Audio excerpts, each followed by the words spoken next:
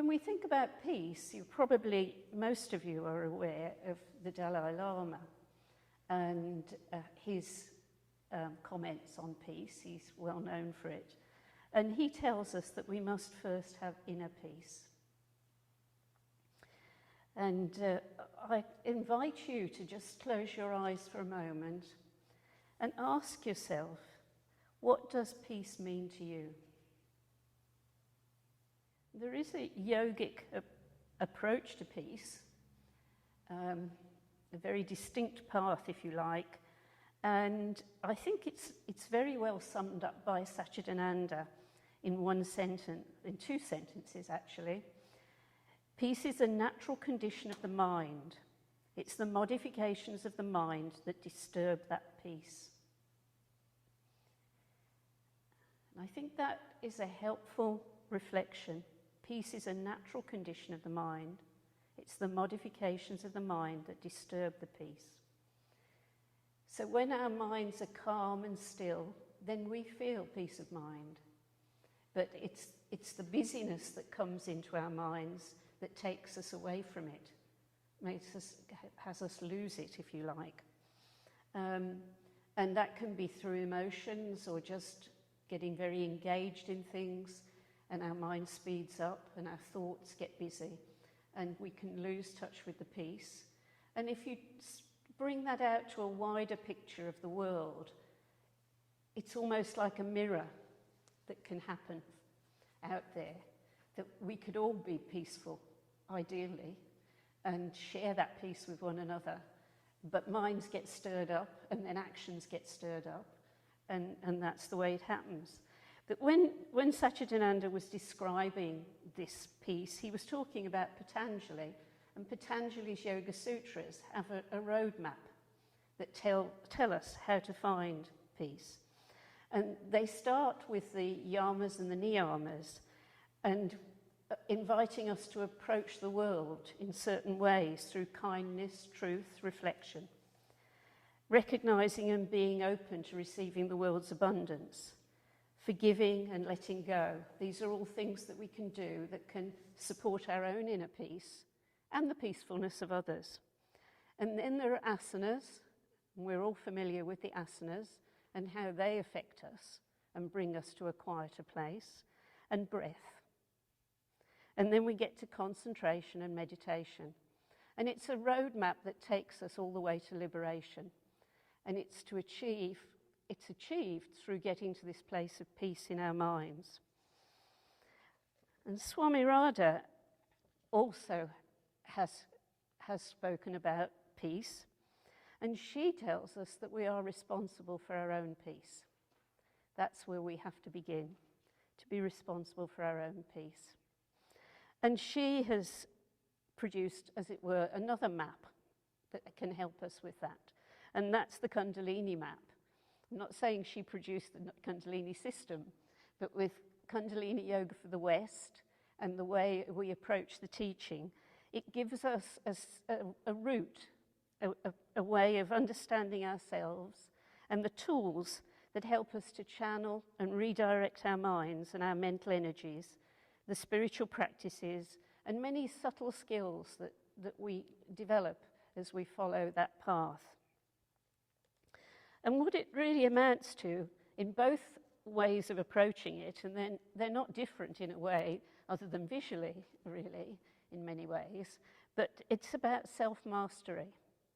How do we learn to understand our own mind and live in peace with ourselves, and then live in peace with others? And we can be more successful in our working lives and in our family life and our home life the better we can understand ourselves, and the more masterful we become at understanding our emotions, understanding where our thoughts come from, and directing them the way that we want to. Where do we start with this? And I'm going to Thich Nhat Hanh for this quote. You cannot be compassionate to yourself, you will not be able to be compassionate to others. So that would be a place that you might think of starting, with self-compassion. And he also asks, can you look at each other and recognize ourselves in each other? Because really, if you think about that, that's the most peaceful thing that can happen. If everybody could only recognize themselves in other people, what a change that would make.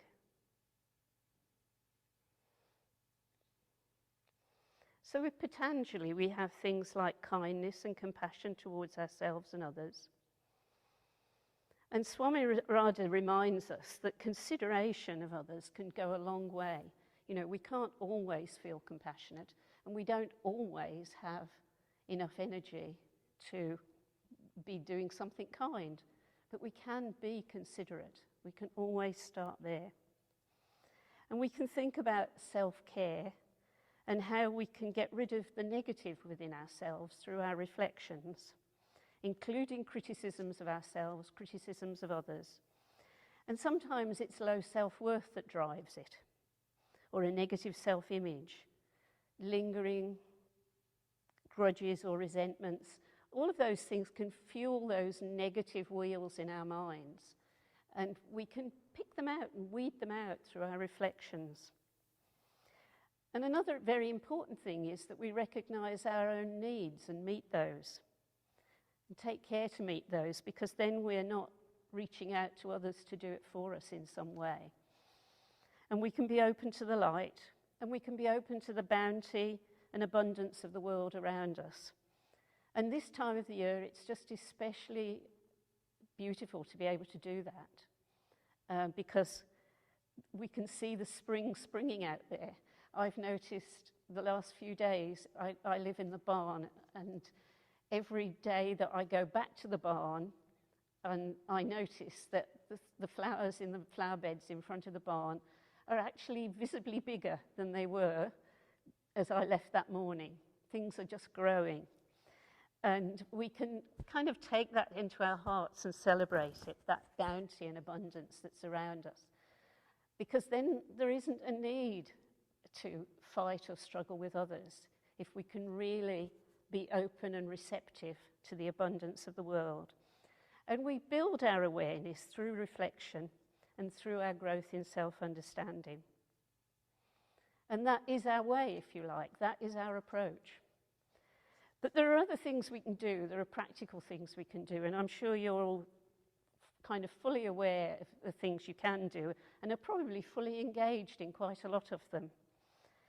Because as you reflect, you begin to be aware that there are actual choices. You know, we often feel helpless. You know, this is going on in that country, and all this is happening here and there, and government isn't listening.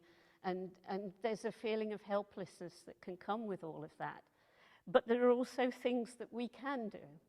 And one of them, for instance, is doing the best to select a livelihood that helps us and helps with our ideal of understanding and compassion.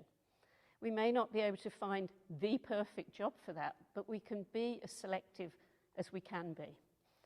And we can be aware of global and economic, environmental and political and social realities, and behave responsibly as consumers and as citizens.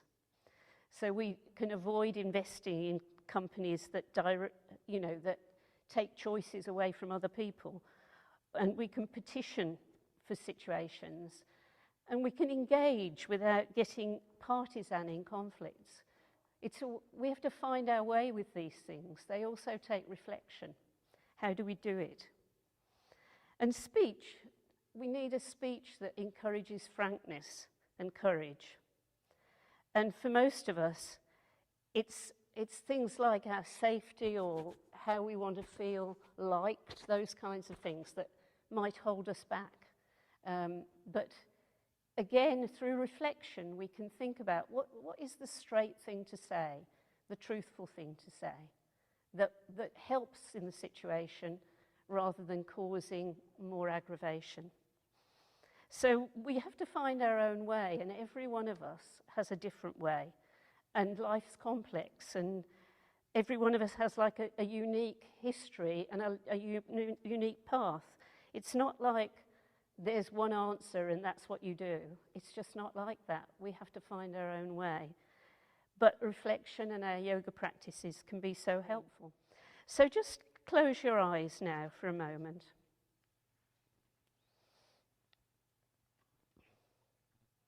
Again, relax and breathe.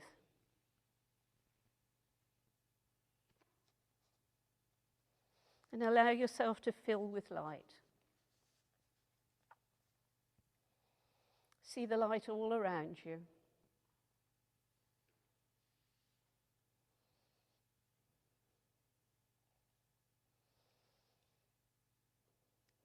See the light within you. Feel that you can breathe the light.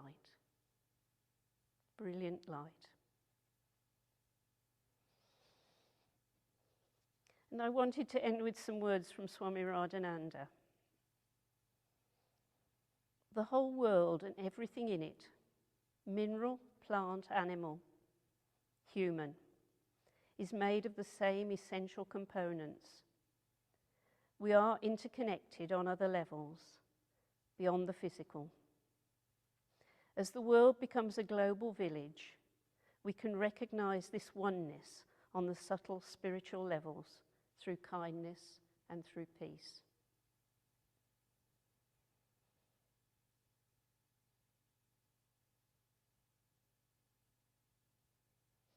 Let's repeat the Divine Light mantra together. I am created by divine light. I am sustained by divine light. I am protected by divine light. I am surrounded by divine light.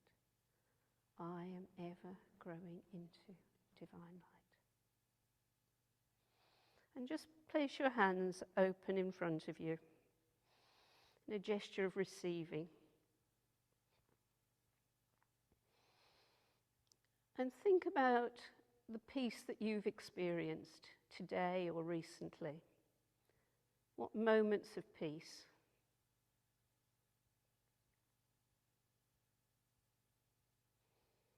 And invoke a sense of gratitude for the peace that we have experienced, that we know. And you can bring that to your heart.